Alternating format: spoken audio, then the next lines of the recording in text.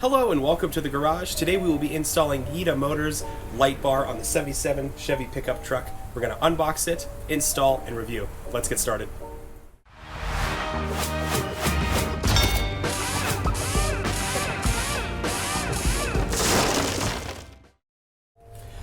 Firstly, I wanted to give a big thank you to Emily at Yita Motors for sending us this light bar. If you would like to purchase your own, I'm going to go ahead and leave a link in the description with a discount code as well. From what I hear, these things are excellent. So let's go ahead and get started unboxing this. All right, let's go ahead and get started with this. Unbox it. See what we got inside. All right, so one of the cool things about this is that they actually send you a 10-foot wiring harness as well, and all the mounting hardware that you're going to need. I'm thinking, however, that the 10-foot harness is not going to be long enough for this big old truck, so we might have to add a little bit of extension to it. Here that is. Let's go ahead and pull that apart. It comes with this pretty cool little on-off button switch. Nice little toggle relay. You know, this might actually be long enough. That's great. This is all your mounting hardware, as you can see right here. I'm not sure. I think I'm wanting to mount it to the bumper. We're going to have to figure out how to do some kind of clamp system or have to drill through the bumper. On a normal vehicle, it'd be a lot simpler than just that. And then, of course, the actual light bar itself. It's packaged really well. Here's the light bar itself. It's gorgeous looking. You can see all the LEDs. I believe this is the around 22-inch light bar. And I think it's just going to look absolutely phenomenal on the truck. One of the other cool things about this is it does come with an installation manual, gives you a schematic, which I always find really useful. They also have super reliable customer support that if you need any help with the product compatibility or install, they give you all of your information that you need. So I'm going to go ahead and mount this thing probably on the bumper here, like this. Give it a nice, let it sit kind of level with the ground so that it kind of projects the light everywhere in the dark. I'm going to run the wire here, probably just through this grill or down here, like this. And then that way I have access inside the engine bay to do all the wiring components. So let's go ahead and wire this thing first, and then we can get started with the mounting procedure. So first things first, always disconnect your positive terminal when you're working with electricity, just so you don't have any shorts or blow a fuse. It's only 12 volts, it's not going to hurt you if you get a little shock. I'm actually going to go ahead and cut off here. This is normally really nice because they give you this to hook onto the battery terminal, but I'm going to go ahead and cut this off because I have a special terminal that has spots for the wires to go in. So I'm just going to go ahead and hook this into the positive. All right, let's go ahead and cut this thing off. It falls into the engine bay, of course. And then I'll go ahead and strip this so we have an open connection to go into that special terminal that I have. Once again, if you're looking to get one of these light bars, I'll go ahead and link in the description with a discount code so you save a little bit of money. They're already super affordable. And I will go ahead and hook it up to this. So I noticed that this is also just a little bit too short. These old trucks have huge engine bays. In order for it to reach to the cab, I'm going to go ahead and splice these two together, get a little bit of an extension on that positive, and then I'll ground the ground out somewhere else closer to the cab itself. So I'm using these little wire splices. They're your best friend when you're doing this kind of thing. I also like to use some shrink wrap so that it's waterproof and protected. I'll show you guys how to use that as well. So first you do this and clamp it onto the wire so that it's snug and secure, like that. Then you get a piece of your shrink wrap. They come in containers that look like this. So this goes on first before you do the final connection to one of the sides of the wires, like that. And then I can go ahead and splice this one down as well. Once again, you clamp it on, just like that.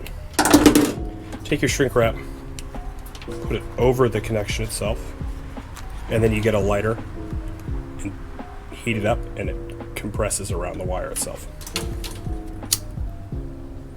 You just lightly kind of flame it around both sides. As you can see, it's compressing as it heats up around the wire, and this does well to insulate and protect from water. It also strengthens the wire a little bit. Just takes a little bit. I like to rotate and just go around, just just like that. And just like that, that's how you do a proper connection. Make sure that it's insulated from water damage. I'm gonna go ahead and size up. I'm just adding about probably an extra 3 feet, just so that we can have enough length for this to get inside of the cab. And then we'll go ahead and put this connection into the terminal itself. So I went ahead and disconnected the switch just so that it fits through the boot that goes into the cab itself.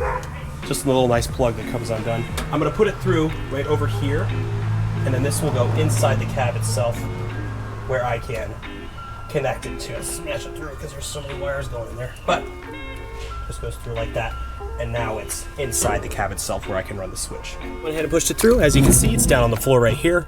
I'm just gonna go ahead and hook the switch back in. Give me a second to set down the camera. Just like that.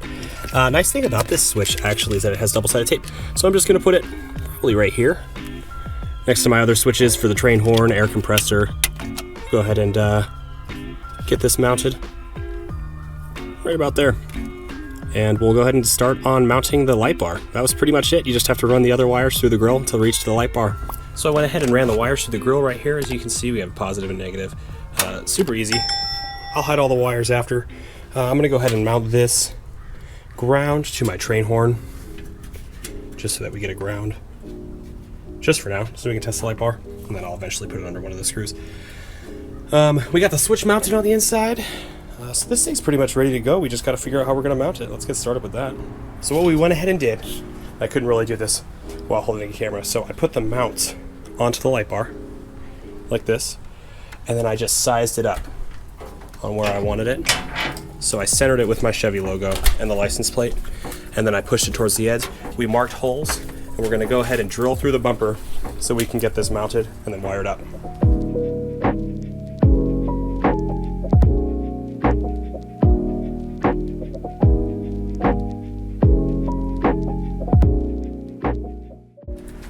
So we went ahead and got our holes drilled. Now what we're going to do is remove the bracket from the light bar because it makes it a little bit easier to install. If you have the light bar on it, it's a lot more harder to handle. So we're going to go ahead and put this through, and then into the hole. Make sure you put the bushing. So the order is going to be bushing, then through the metal, and it's going to be a washer, this lock washer, and then the nut. Just like that. Get it lined up like that. Then we'll go ahead and get the Allen wrench that they supply for you. Just hold that bolt underneath until it self-tightens itself up. Super easy. Leave it a little bit loose, just so it's so when you put the light bar on, you can adjust it. We'll go and do the other side, and we'll get the light bar mounted and wired. Go ahead and get our brackets on. Now we're going to go ahead and put the light bar on there. All right, so final step. We're going to go ahead and do the same thing we did when we added that extension.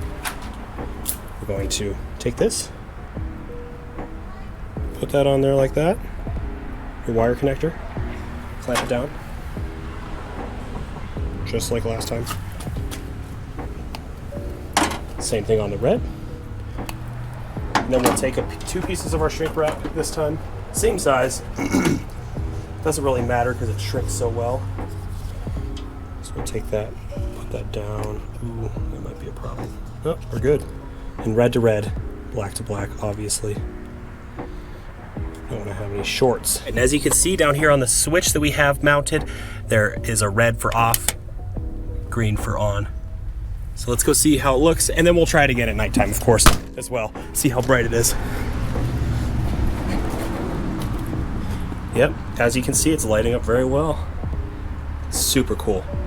All right, guys, that was the install of Yita Motors light bar on the 77 Chevy C10. If you haven't already, consider giving us a subscribe. And once again, there will be a discount code below that you can use if you'd like to purchase your own.